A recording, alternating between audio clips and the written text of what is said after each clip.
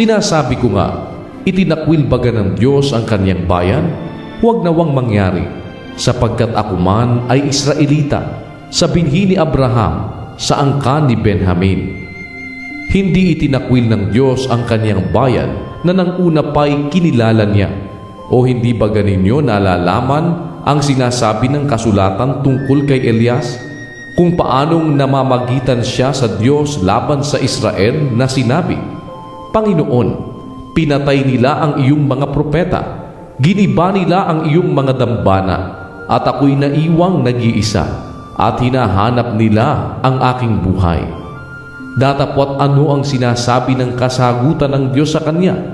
Nagtira ako sa akin ng 7,000 lalaki na hindi nangagsiluhod kay Baal. Gayon din nga sa panahong itong kasalukuyan ay may isang nalalabi ayon sa pagkahirang ng biyaya. Ngunit kung ito'y sa pamamagitan ng biyaya ay hindi na sa mga gawa, sa ibang paraan ang biyaya ay hindi biyaya. Ano nga ang hinahanap ng Israel ay hindi niya kinamtan, datapot ito'y kinamtan ng pagkahirang at ang mga iba'y pinapagmatigas. Ayon sa nasusulat, binigyan sila ng Diyos ng espiritu ng katulalaan, ng mga matang hindi nakakakita at ng mga pakinig na hindi nakakarinig hanggang sa araw na ito.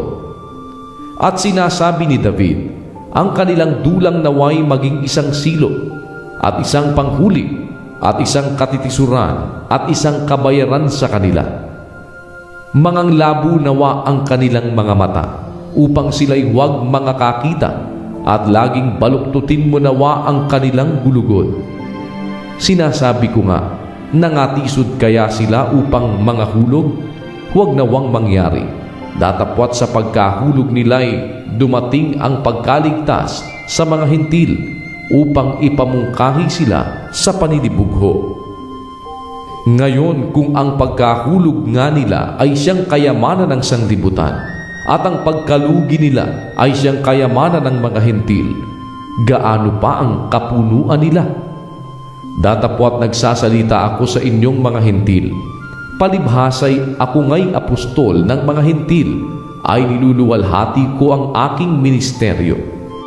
Baka sa anumang paraan ay maipamungkahi ko sa paninibugho yaong aking mga kalaman at maligtas ang ilan sa kanila. Sapagkat kung ang pagkatakwil sa kanila ay siyang pakikipagkasundo ng sanglibutan, ano kaya ang pagtanggap sa kanila kundi buhay mula sa mga patay?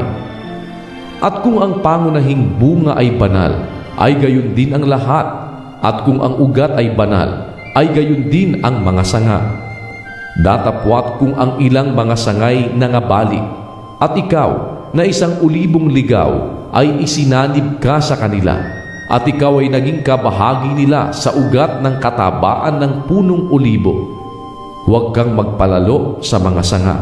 Datapwat kung magpalalo ka, ay hindi ikaw ang nagkakandili sa ugat, kundi ang ugat ang nagkakandili sa iyo. Sasabihin mo nga, ang mga sanga ay nangabali upang ako ay makasanib. Mabuti, sa kawalan nila ng pananampalataya ay nangabali sila, at sa iyong pananampalataya ay nakatayo ka. Huwag kang magpalalo, kundi matakot ka, sapagkat kung hindi nga pinatawad ng Diyos ang mga talagang sanga, ikaw man ay hindi patatawarin. Masdan mo nga ang kabutihan at ang kabagsikan ng Diyos.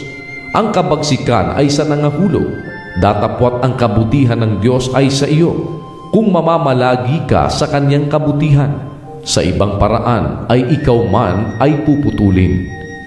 At sila naman, kung hindi mangagsisilagi sa di pananampalataya, ay mga kakasanib, sapagkat makapangyarihan ng Diyos upang sila'y isanib na muli.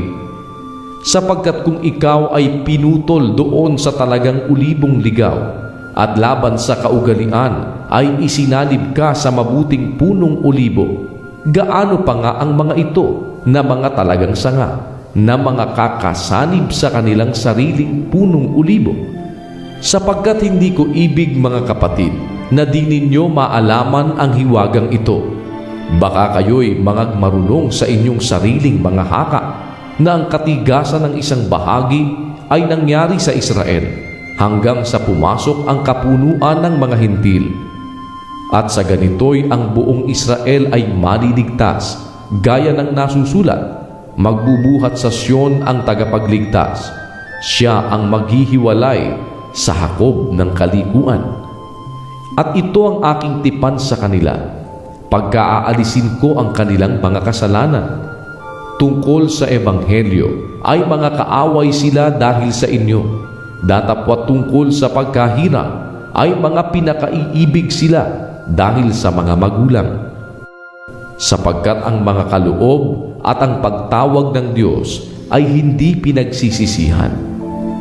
Sapagkat kung paanong kayo ng nakaraang panahon ay mga masuwayin sa Diyos, datapwat ngayon kayo'y nangagkamit ng habag sa pamamagitan ng kanilang pagsuway. Gayon din naman, ang mga ito ay naging mga masuwayin ngayon upang sa pamamagitan ng habag na ipinagkaloob sa inyo, sila na may magkamit ngayon ng habag. Sapagkat ang lahat ay kinulong ng Diyos sa kasuwayan upang siya'y mahabag sa lahat. O kalaliman ng mga kayamanan ng karunungan at ng kaalaman ng Diyos, o di matingkalang mga hatol niya at hindi malirip na kaniyang mga daan.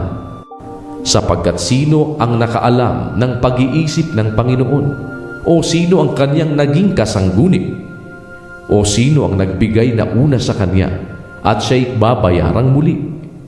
Sapagkat kanya at sa pamamagitan niya at sa kanya ang lahat ng mga bagay, sumakanya nawa ang kaluwalhatian magpakailanman. Siya nawa.